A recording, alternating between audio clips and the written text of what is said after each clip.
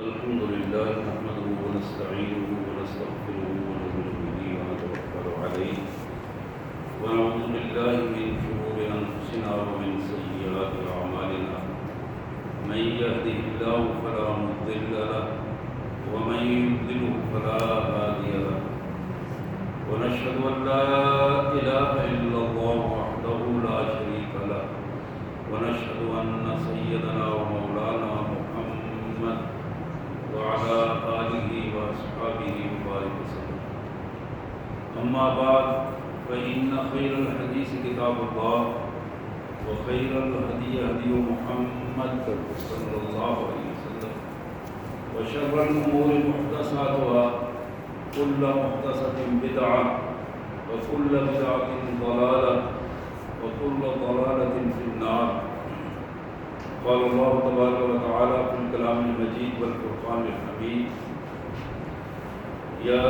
أيها الذين آمنوا كتب عليكم الصيام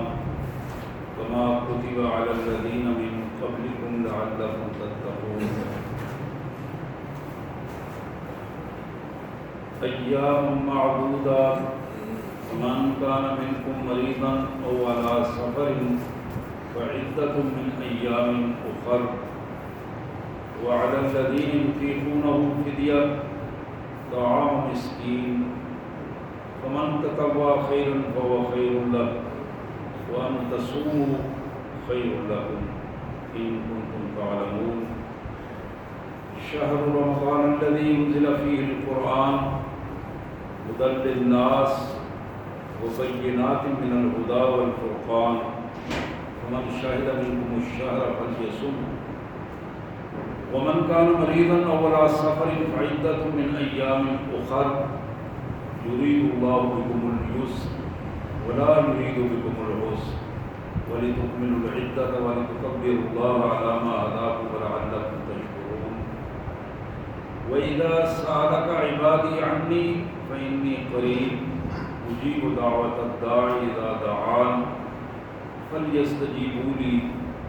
وليؤمنوا بي لعلهم يرشدون. آمنت بالله صدق الله العظيم. اللهم صل على سيدنا ومولانا محمد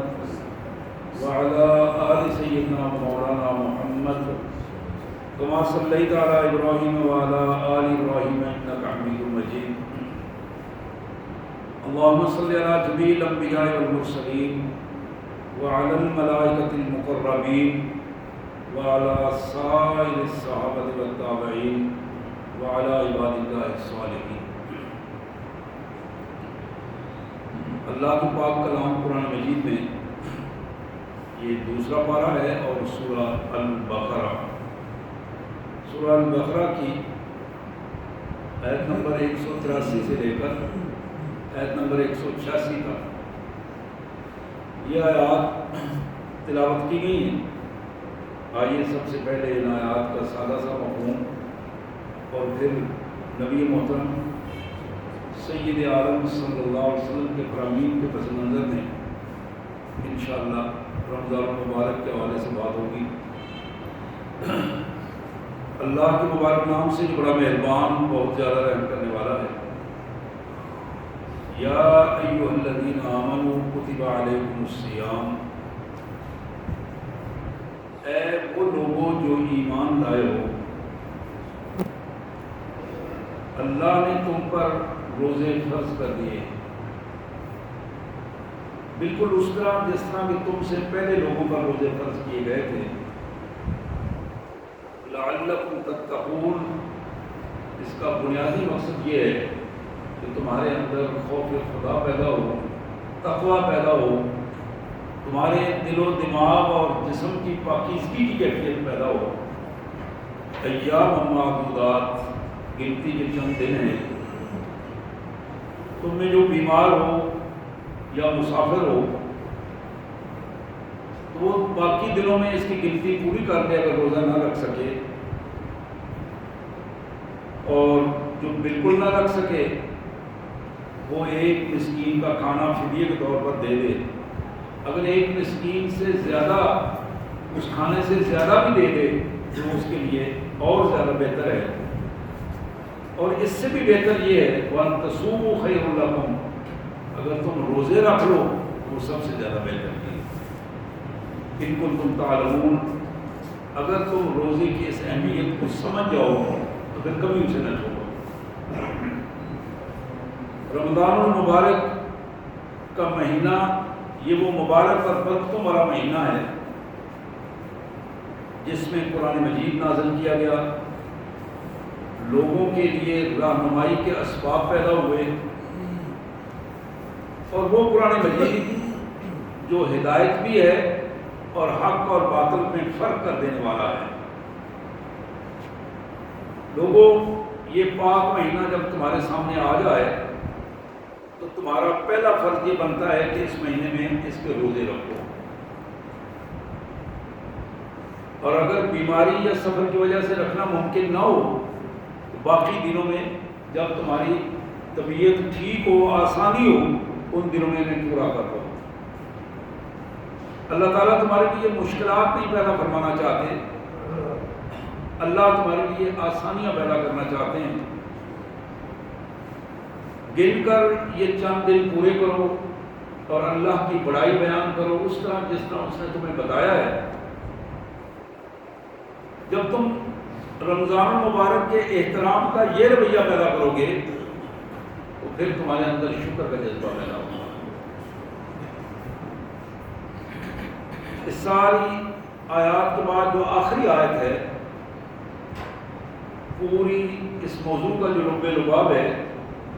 وَإِذَا سَأَلَكَ عِبَادِي عَنِّي فَإِنِّي قَرِيبٌ، میرے رسول صلی اللہ علیہ وسلم، میرے بندے جب آپ سے آ کر میرے بارے میں پوچھیں، انہیں بتاؤ کہ میں ان کے تصور سے بھی زیادہ قریب ہوں۔ انی فإنی قریب، ان کی سوچ سے بھی زیادہ قریب ہوں۔ اور اس سے آگے یہ ہے اجیب دعوت الداعی اذا دعان، جب بھی کوئی پکارنے والا پکارتا ہے، میرے حضور آ کر روتا گڑگڑاتا ہے، میں اس کی ہر پکار کا جواب دیتا ہوں۔ اب میرے بندوں کی ذمہ داری یہ ہے فَلْيَسْتَجِيبُوا لِي وَلْيُؤْمِنُوا بِي، یہ دو ذمہ داریاں ہیں۔ ایک تو یہ ہے کہ جس طرح میں ان کی پکار کا جواب دیتا ہوں، وہ میرے احکامات پر عمل کر کے اس کا جواب دیں، میرے احکامات کو تسلیم کریں اور تسلیم کر کے اس کا جواب دیں۔ وَلْيُؤْمِنُوا بِي، اور میرے اوپر اعتماد کریں، توکل کریں، ایمان غیر متزلزل اعتماد کریں۔ لعلہم یرشدون، یہی دو چیزیں ہیں جو ان کے لیے رہنمائی، سیدھا راستہ اور کامیابی کا راستہ کھولیں۔ سبحان اللہ وبحمدہ، سبحان اللہ العظیم وبحمدہ، نستغفر اللہ یا ارحم الراحمین یا ذا الجلال والاکرام، وصلی اللہ علی النبی وعلی آلہ واصحابہ وبارک وسلم۔ اللہ کا جتنا شکر ادا کریں اتنا کم ہے، اس کی مہربانی سے، اس کی عنایت سے، اس کی خصوصی رحمت سے آج ہم رمضان المبارک کے اس پہلے جمعے میں اللہ کی رحمتوں میں گھرے ہوئے بیٹھے ہیں۔ یہ باتیں معاذ کرنے والی نہیں، یہ حقیقت ہے جو میں بات کر رہا ہوں، بالکل حقیقت ہے۔ یغشاکم اللہ برحمہ، اللہ کے رسول صلی اللہ علیہ وسلم نے فرمایا کہ اللہ کی رحمت نے تمہیں گھیر رکھا ہے۔ رمضان المبارک کی کیفیت یہ ہے، ان حالات میں اللہ کی رحمتوں والا یہ مہینہ، برکتوں والا ماہ مبارک، مغفرتوں والا مہینہ اپنے سارے خزانوں کے ساتھ ہمارے پاس موجود ہے، اور ہم اس کی دعوت کو عملاً دیکھ رہے ہیں، اور پھر اس کے نتیجے کے مطابق ہم کیا کر رہے ہیں یہ ہمارا اپنا ضمیر ہے، عمل ہے، تو ہمیں خود بتائے گا کہ اللہ کے اس مہمان مکرم اور معزز مہمان کے ساتھ ہمارا سلوک کیا ہے، من حیث القوم کیا سلوک ہے اور من حیث الفرد کیا سلوک ہے، ہمارا اکیلے کا کیا رویہ ہے اور پوری مسلمان قوم کا کیا رویہ ہے اس رمضان المبارک جو آج ہمارے سامنے موجود ہے۔ ایام معدودات، گنتی کے چند دن، اور گنتی کے چند دن جب شروع ہوتے ہیں تو وہ پھر اپنے اختتام کی طرف بڑھتے ہیں۔ جب بھی کوئی چیز گنتی والی شروع ہوتی ہے تو گنتی پھر 1 2 3 سے بلا کر اسے ختم ہونا ہوتا ہے اور اپنے وقت پہ اسے ختم ہونا ہوتا ہے۔ مالک نے یہ فرمایا کہ یہ گنتی کے چند دن ہیں، اس آزمائش میں تم اگر درست انداز میں پورے اترے پھر تم دیکھو کہ اللہ کی رحمتیں کس طرح تمہارا استقبال کرتی ہیں۔ لیکن اگر تم نے اس آزمائش میں اپنے آپ کو آلودہ کر لیا، ایمان کی بجائے منافقت کو ترجیح دی، ایمان کی بجائے خواہشات نفس کو ترجیح دی، رمضان المبارک کے احترام کی بجائے اپنی ذات کا احترام کیا اور اس کے احترام کی پرواہ نہ کی، اپنے معمولات کی پرواہ کرتے ہوئے اللہ کے مہمان کی پرواہ نہ کی، تو پھر اس کے نتائج بھی ظاہر ہے ہمارے سامنے ہی ہوں گے، اور پھر عملی زندگی میں ہم ان نتائج کو حاصل کر کے آخرت کی زندگی کا سودا کر سکیں گے۔ نبی رحمت صلی اللہ علیہ وسلم کا یہ فرمان آپ کے سامنے رکھ رہا ہوں، صحیح ابن خزیمہ کی یہ روایت جناب ابو ہریرہ رضی اللہ تعالی عنہ کا بیان فرماتے ہیں کہ محمد کریم صلی اللہ علیہ وسلم نے فرمایا اظلکم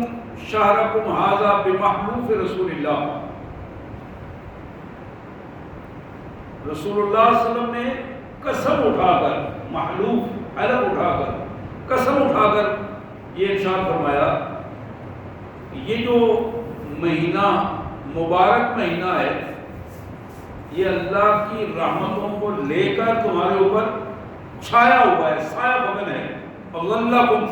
چھتری جس طرح اپنے اٹھانے والے کو اپنے لپیٹ میں لیتی ہے، اس طرح اس ماہ مبارک کی رحمتوں نے ایمان والوں کو اپنی لپیٹ میں لیا ہوا ہے۔ ما مر بالمسلمین شہر خیر لہم منہ، اسلام کو ماننے والے ایماندار لوگ انہوں نے کوئی مہینہ بھی، کوئی لمحہ بھی اس مہینے کے لمحات سے بہتر لمحے نہیں پائے ہوں گے۔ ولا مر بالمنافقین شہر شر لہم منہ، اور منافقین کے لیے اس مہینے کی کیفیت نعوذ باللہ ایسی کیفیت ہے جو ان کو مشکلات میں مبتلا کر دیتی ہے، مصیبتوں میں مبتلا کر دیتی ہے، اور اس مہینے کو وہ اپنے اوپر بہت بڑا بوجھ تصور کرتے ہیں۔ بمحلوف رسول اللہ، جناب ابو ہریرہ کہتے ہیں کہ حضور نے دوبارہ قسم اٹھائی اور قسم اٹھا کے ارشاد فرمایا ان اللہ لیکتب اجرہ ونوافلہ قبل ان یدخلہ، اللہ تبارک و تعالی اپنے بندے کی عبادات، ان عبادات کا اجر، فرائض اور نوافل کا اجر اس رمضان المبارک کے تشریف لانے سے پہلے فرشتوں کو حکم دیتے ہیں کہ میرے بندوں کا اجر لکھنا شروع کر دو۔ جس نیت سے بندہ رمضان کی تیاری کرتا ہے، رمضان کے آنے سے پہلے اس کی سوچ جس طرح بنتی ہے، جس طرح وہ پروگرام بناتا ہے، اللہ تعالیٰ فرماتے ہیں کہ میرے بندوں کا اجر اس وقت سے لکھنا شروع کر دو۔ وَيَكْتُبُ إِسْرَهُ وَشَقَاءَهُ قَبْلَ أَن يُدْخِلَهُ، میرے بندے پر یہ تیاری کا، رمضان مبارک کی تیاری کا جو بوجھ ہے، مشکلات ہیں، کھانے پینے کا بندوبست کرتا ہے، عبادات کو بہتر انداز میں کرنے کا بندوبست کرتا ہے، گھروں میں قرآن مجید اور تفاسیر لائی جاتی ہیں، بچوں کو صفائی کا اہتمام کرتا ہے بندہ اپنے گھر میں، ایک خاص ماحول پرووائڈ کرتا ہے۔ میرے آقا صلی اللہ علیہ وسلم نے فرمایا کہ اللہ تبارک و تعالیٰ ان ساری چیزوں کے پس منظر میں اپنے فرشتوں کو حکم دیتے ہیں کہ اس بندے کا ایک ایک عمل لکھو اور ایک ایک عمل کو اجر کے سے بھر کر لکھو اور اس کو کئی گنا بڑھا کر لکھو۔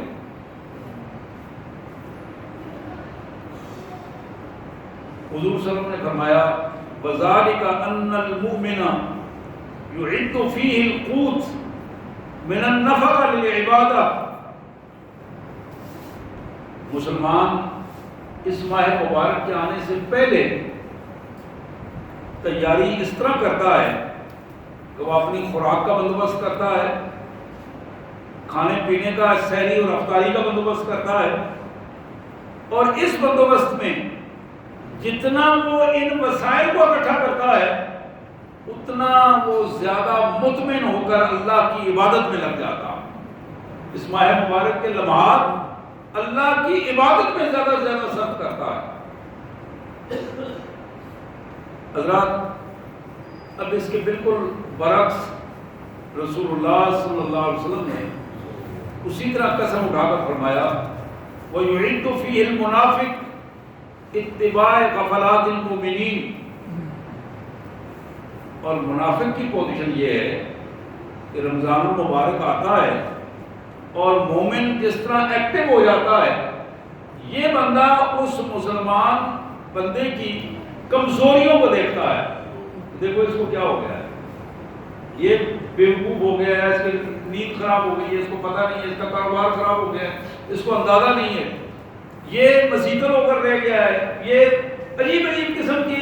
اس کی کمزوریاں جو ہیں ان کو پوائنٹ آؤٹ کر کے معاشرے میں پھیلانے کی کوشش کرتا ہے۔ وَاتِّبَاعَ عَوْرَاتِهِمْ فَغَنَمْتُمْ يَغْنُمُهُ الْمُؤْمِنُ، اور جہاں جہاں مومن کسی معاملے میں بے پرواہ ہو جاتا ہے،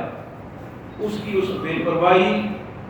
اور اس کی اس چھوٹی چھوٹی لمسوں سے منافق آدمی غلط فائدہ اٹھا کر اس کے بارے میں پروپیگنڈا کرتا ہے اور اس سے نقصان پہنچانے کی کوشش کرتا ہے، اور وہ بظاہر کو نقصان پہنچا رہا ہوتا ہے اور غنیمت سمجھ کر میرے ساتھ والے نے تو دکان بند کر دی ہے اس لیے کہ وہ افطاری کے لیے چلا گیا ہے، وہ سحری کے لیے چلا گیا ہے، اب میں اپنی دکان کو زیادہ سے زیادہ پروپیگنڈے کے ساتھ چلاؤں گا، میں اپنے کاروبار کو زیادہ پروپیگنڈے کے ساتھ چلاؤں گا۔ یعنی عجیب قسم کی کیفیت ہے، وہ بظاہر دنیا کا مال سمیٹنے کی کوشش کر رہا ہوتا ہے لیکن وہی اس کے لیے ذلت اور رسوائی کا سبب بن جائے گا۔ اللہ کے رسول صلی اللہ علیہ وآلہ وسلم نے اس حدیث مبارک میں دو تقابلی کردار پیش کیے ہیں، ایک مومن کا کردار ہے، ایک منافق کا کردار ہے۔ مومن کے کردار میں اس کا حسن نیت شامل ہے، اس کی خیرخواہی شامل ہے، اللہ کے لیے تیاری اور اللہ کی قربت کے لیے تیاری کی شامل ہے،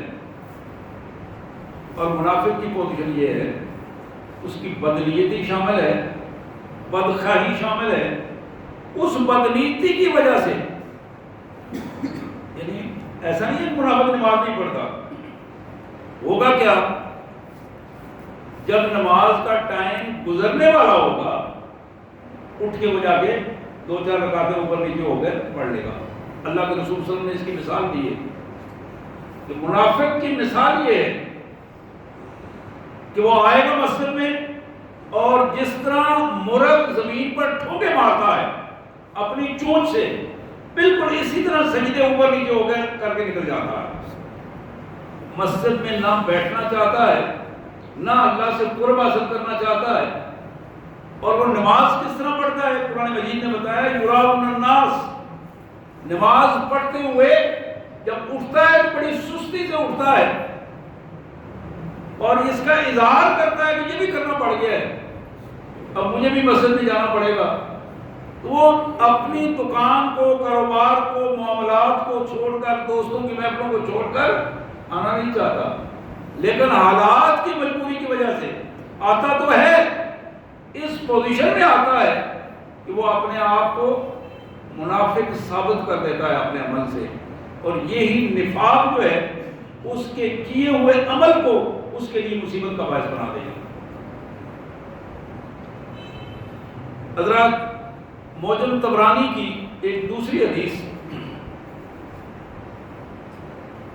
جو جناب عبادہ بن صامت رضی اللہ تعالی عنہ کے حوالے سے،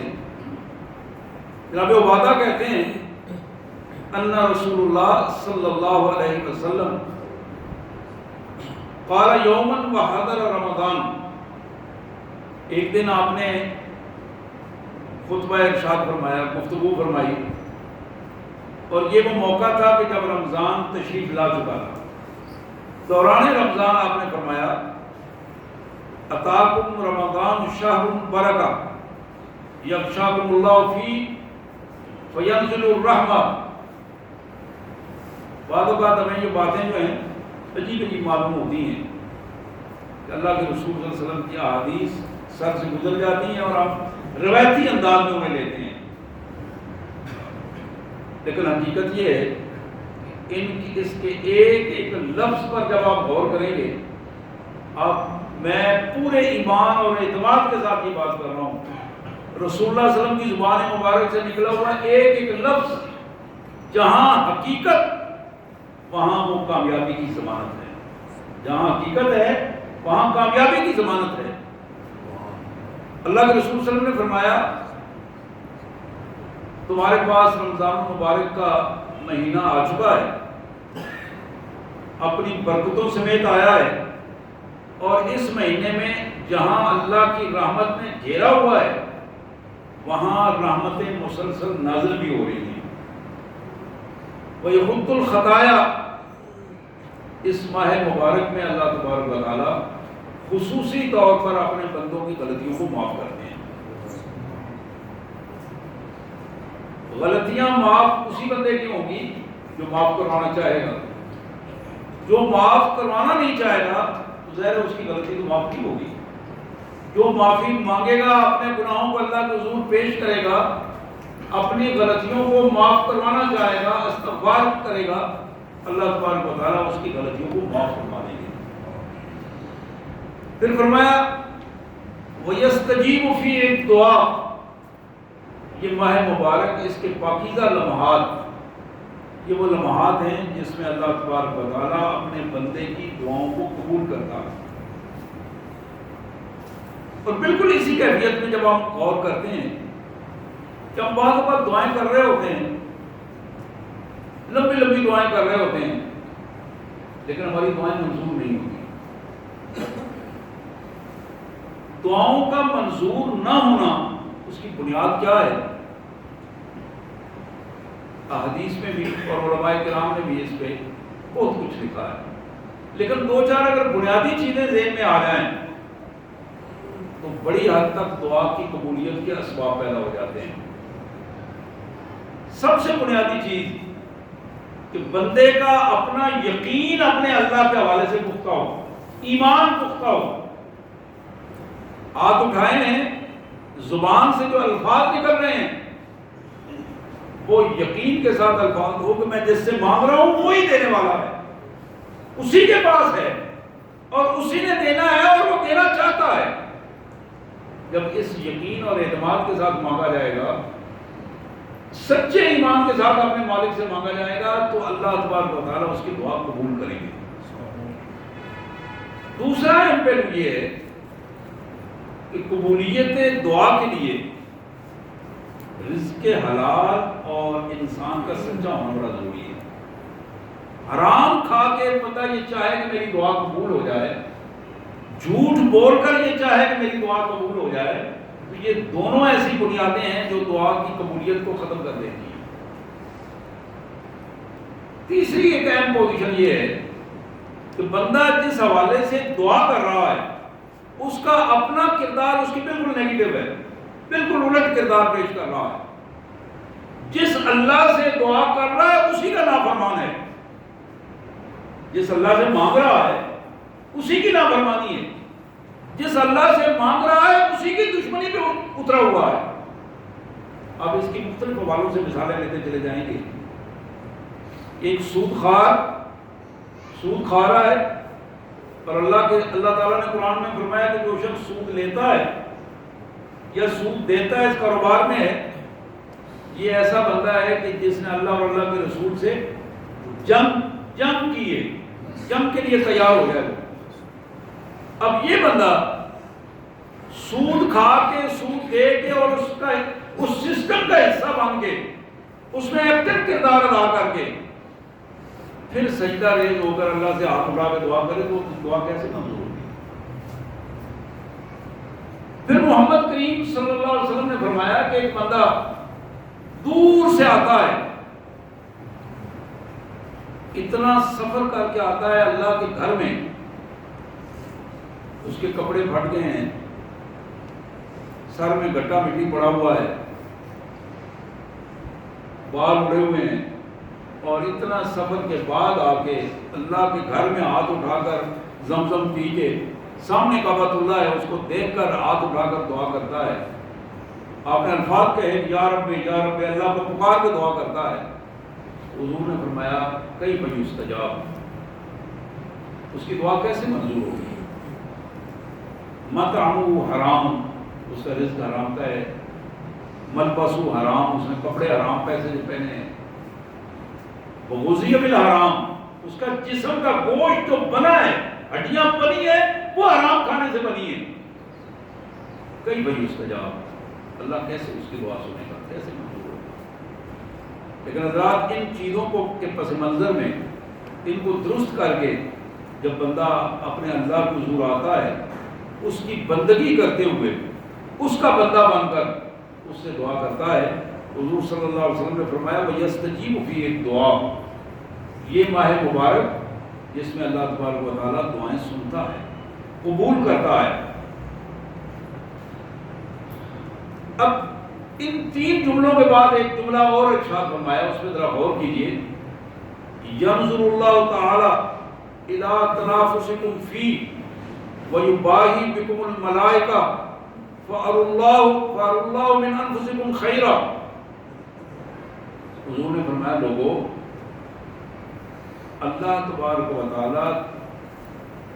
دیکھ رہے ہیں، دیکھنا چاہتے ہیں کہ میرے بندے آپس میں ایک دوسرے سے نیکی میں آگے بڑھ جانے کی کتنی کوشش کرتے ہیں، کتنی کوشش کرتے ہیں، گھر میں کتنے مقابلے ہوتے ہیں، قرآن سیکھنے کا کتنا مقابلہ ہے، نمازیں بر وقت پڑھنے کا کتنا مقابلہ ہے، سحری کا اہتمام کرنے میں کتنا۔ اب ذرا غور کیجیے اس بات پر بھی، ہماری عام عادات گھروں میں یہ ہیں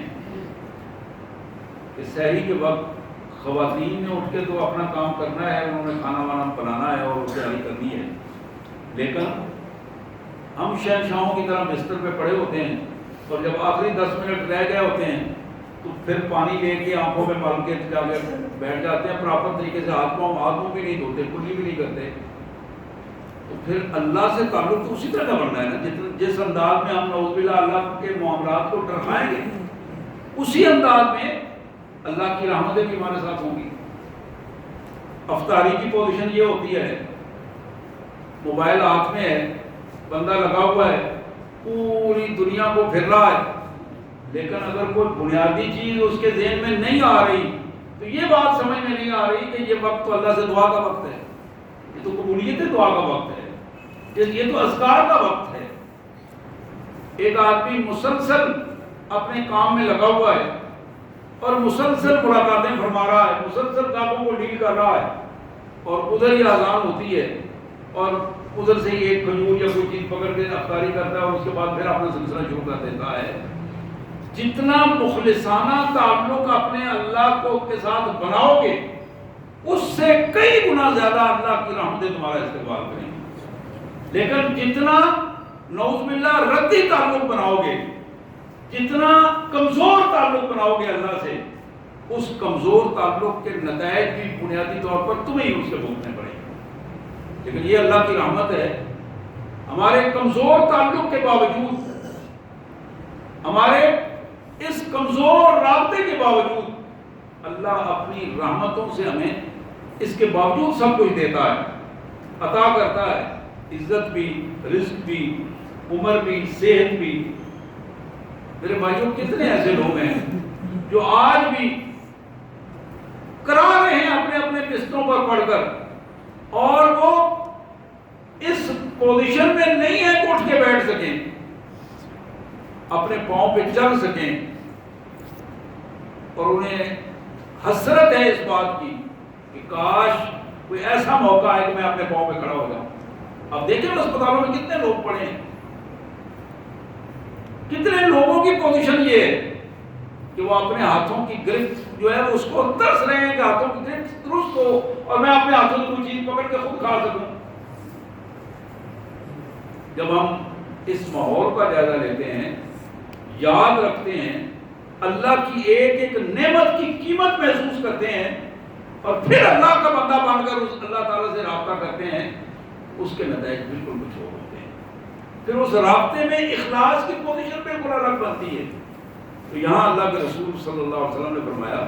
اللہ دیکھنا چاہتے ہیں کہ میرے بندے کس سطح پر آ کر ایک دوسرے سے بڑھ کر میرے قریب ہونا چاہتے ہیں۔ اللہ کی محبت میں جہاں ماں اٹھ کر اب کھانا پکا رہی ہے، وہاں بچے اور گھر والے اور گھر کا سربراہ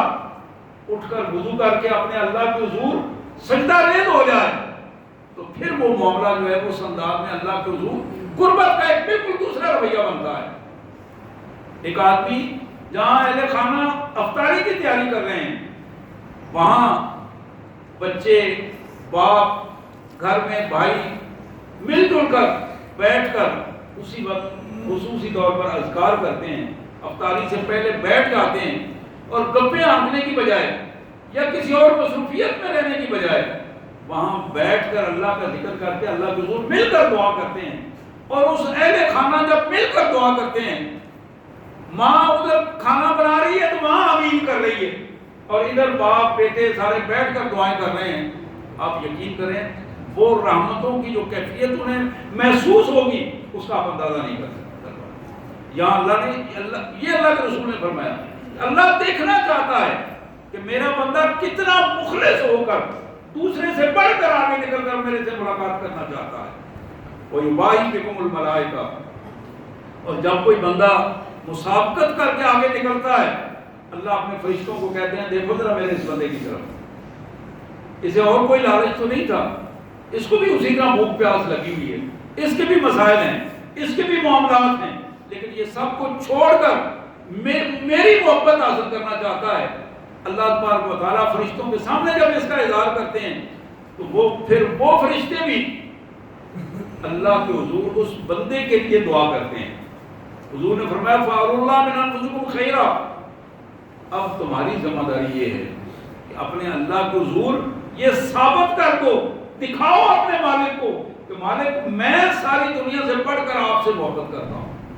میں آپ کی رضا چاہتا ہوں، میں عقیدے میں بھی آپ کو ترجیح دیتا ہوں، میں عبادات میں بھی آپ کو ترجیح دیتا ہوں، میں معاملات میں بھی آپ کو ترجیح دیتا ہوں، میں اخلاق میں بھی آپ کو ترجیح دیتا ہوں، تو پھر معاملہ بالکل ایک دوسرا بنتا ہے۔ نبی رحمت صلی اللہ علیہ وسلم نے فرمایا فَإِنَّ الشَّقِيَّ مَنْ حُرِمَ فِيهِ، وہ بندہ بڑا ہی بدبخت ہوگا، بڑا ہی کم ظرف ہوگا، بڑا ہی بد نصیب ہوگا جو رمضان المبارک آنے کے باوجود اس سے مغفرت نہ کروا سکا، ان مبارک لمحات میں اللہ کی رحمت کو حاصل نہ کر سکا، اللہ کی برکت کو حاصل نہ کر سکا، وہ فَإِنَّ الشَّقِيَّ مَنْ حُرِمَ، جو شخص محروم رہ گیا رمضان المبارک سے، یقیناً وہ بدبخت شخص ہے۔ حضرات، یہ تیسری اور آخری حدیث ہے جو میں اس حوالے سے آپ کے سامنے رکھنا چاہوں گا۔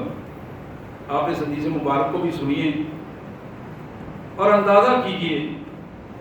کہ محمد کریم صلی اللہ علیہ وسلم کس طرح وہ منظر ہمارے سامنے رکھ رہے ہیں کہ رمضان المبارک کو کس طرح ہونا چاہیے، رمضان المبارک میں ہمارا رویہ کیا ہونا چاہیے، کس انداز میں ہم اپنے اللہ کی رحمتوں کے مصداق بن سکتے ہیں۔ جناب عبداللہ بن مسعود رضی اللہ تعالیٰ عنہ کی یہ روایت جو سنن بہقی میں موجود ہے، ترغیب و ترہیب میں موجود ہے، اور حدیث کی کچھ دوسری صحیح کتابوں میں بھی موجود ہے۔ اللہ کے رسول صلی اللہ علیہ وسلم نے فرمایا اذا کان اول لیلۃ من شہر رمضان فتحت ابواب الجنہ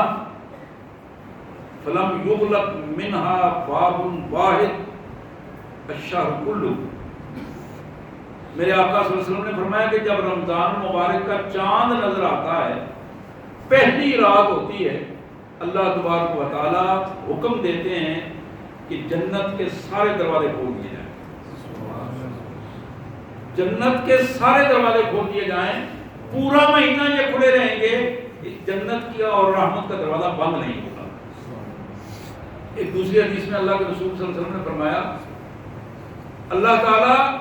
فرشتوں کو حکم دیتے ہیں کہ ہر روز زین کل یوم، ہر روز اس جنت کو نئے انداز میں سجاؤ۔ ممکن ہے، آگے الفاظ ہیں کہ میرا بندہ جو روزے دار بندہ ہے، عبادت گزار بندہ ہے، وہ اپنی مشقتوں سے نکل کر اس کا موت کا وقت قریب آئے اور وہ میرے پاس آئے تو میری جنت اس کا استقبال کرے۔ حضرات یہ باتیں کوئی معمولی باتیں نہیں، یہ کائنات کا شہنشاہ اپنے بندوں کو یہ توجہ دلا رہا ہے، کائنات کا شہنشاہ جسے کوئی محتاجی نہیں ہے، نہ ہمارے سجدوں کی محتاجی ہے، نہ ہمارے روزوں کی محتاجی ہے، نہ ہمارے رویوں کی محتاجی ہے۔ کائنات کا بادشاہ اپنی رحمت کے ساتھ اپنے بندوں کو نوازنا چاہتا ہے۔ حضور صلی اللہ علیہ وسلم نے فرمایا وَغُلِّقَتْ أَبْوَابُ النَّارِ فَلَمْ يُفْتَحْ مِنْهَا بَابُ الشَّهْرِ كُلُّهُ۔ جہنم کے دروازے بند کر دیے جاتے ہیں اور حکم دے دیا جاتا ہے کہ پورا یہ مہینہ جہنم کے دروازے نہیں کھولے جائیں گے، بند کر دیے جائیں گے، تاکہ میرے ایمان والے بندوں کو ذہنی طور پر یہ سکون حاصل ہو جائے کہ اللہ کی سزا اور جہنم کا دروازہ بند ہو گیا ہے اور یہ پورا کا پورا مہینہ سکون اور اطمینان کے ساتھ اللہ کی عبادت میں گزارے۔ پھر نبی صلی اللہ علیہ وسلم نے فرمایا وَغُلَّتْ عَطَاءُ الْجِنِّ، جتنے سرکش شیاطین ہیں، شیطانوں کے بدماش بڑے بڑے شیاطین، ان کو قید کر دیا جاتا ہے۔ وَنَادَى مُنَادٍ مِّنَ السَّمَاءِ كُلَّ لَيْلَةٍ إِلَىٰ انفجار الصبح، رات کو ایک منادی کرنے والا فرشتہ اونچی آواز میں منادی کرتا ہے، اور یہ منادی پوری رات وہ کرتا رہتا ہے کہ صبح سحری ہونے تک یہ منادی رہتی ہے۔ اور منادی کیا ہے؟ یا باغ الخیر یمم و ابشر، اے نیکیوں کے متلاشی، نیکیوں کو حاصل کرنے والے، رب کی رضا کو پانے کا ذہن رکھنے والے، آؤ توجہ کرو، اٹھو اور نکلو اللہ کے راستے میں، آؤ اللہ کے حضور اپنے آپ کو منواؤ، اللہ کا بندہ بن کر دکھاؤ، اکثر و ابصر، رک جاؤ، آنکھیں کھولو اور اپنے اللہ کو پہچانو۔ اکثر اور ابصر، رک جاؤ، اپنی خواہشات نفس سے اٹھ جاؤ، ابصر، اور آنکھیں کھولو اور تمہیں نظر آئے کہ اللہ کی رحمت کس انداز میں ہے، اس کو محسوس کرو۔ اور حضور صلی اللہ علیہ وسلم نے فرمایا وہ فرشتہ اللہ کی طرف سے یہ آواز دیتا ہے حل من مستغفر یغفر لہ، کیا کوئی ایسا بندہ ہے جو اپنے گناہوں کی معافی چاہتا ہو اور اس کو معافی دے دی جائے؟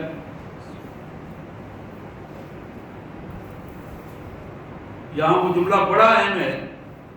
یہ جو معافی مانگنے والا، گناہوں میں لتھڑا ہوا اللہ کا بندہ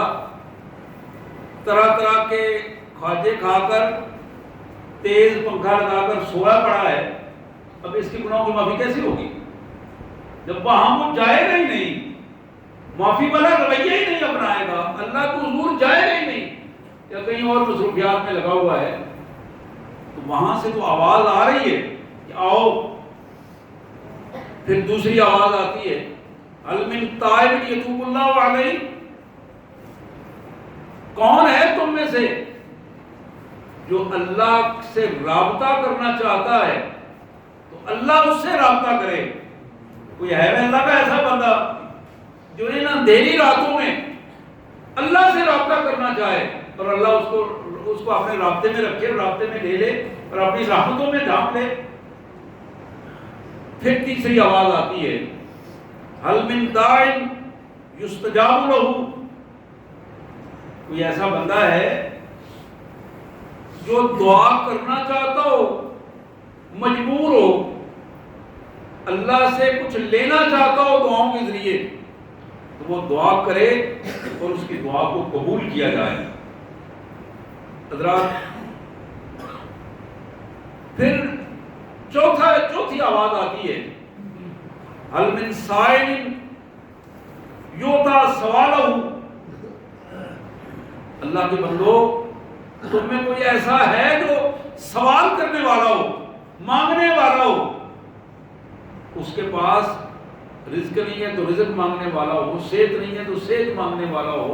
عزت نہیں ہے تو عزت مانگنے والا ہو، وسائل نہیں ہے تو وسائل مانگنے والا ہو؟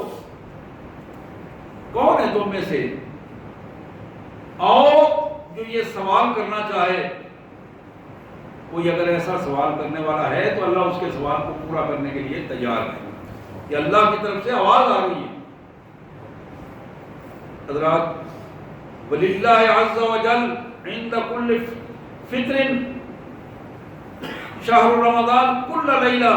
عِتْقًا مِنَ النَّارِ 60,000۔ رسول اللہ صلی اللہ علیہ وسلم فرماتے ہیں اللہ عز و جل کائنات کا مالک وحدہ لا شریک ہر روز رمضان المبارک کے ہر دن جب افطاری کا وقت ہوتا ہے